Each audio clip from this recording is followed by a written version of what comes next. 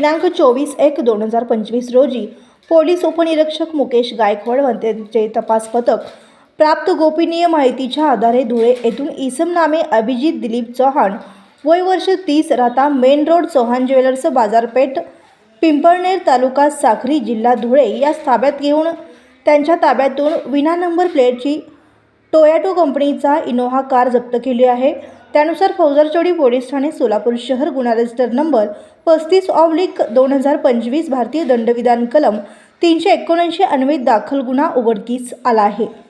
त्याचप्रमाणे गुन्हे शाखेकडून पोलीस उपनिरीक्षक मुकेश गायकवाड व त्यांचे तपास पथकास प्राप्त गोपनीय माहितीच्या आधारे इसम नामे जमीर अब्दुल रहमान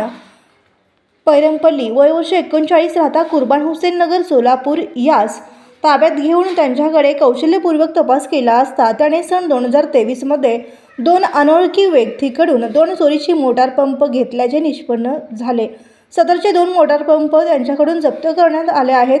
त्याबाबत अभिलेख तपासला असता विजापूर नाका पोलीस ठाणे सोलापूर शहर गुन्हा रजिस्टर नंबर 101/2023 भारतीय दंडविधान कलम 379 अन्वये दाखल गुन्हा उघडकीस आला आहे।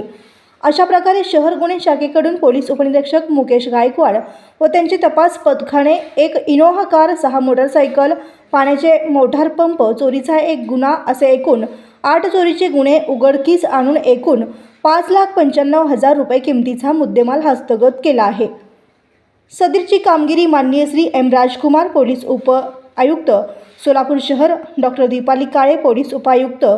गुन्हे, श्री राजन माने सहाय्यक पोलीस आयुक्त गुन्हे, श्री सुनील दोरघे वरिष्ठ पोलीस निरीक्षक गुन्हे शाखा यांच्या मार्गदर्शनाखाली पोलीस उपनिरीक्षक मुकेश गायकवाड व त्यांचे तपास पथकातील पोलीस अंमलदार नंदराम गायकवाड, वाजिद पटेल, योगेश बर्ढे, संजय साळुंके, प्रकाश गायकवाड, मच्छिंद्र राठोड, बाळू काळे यांनी केली आहे।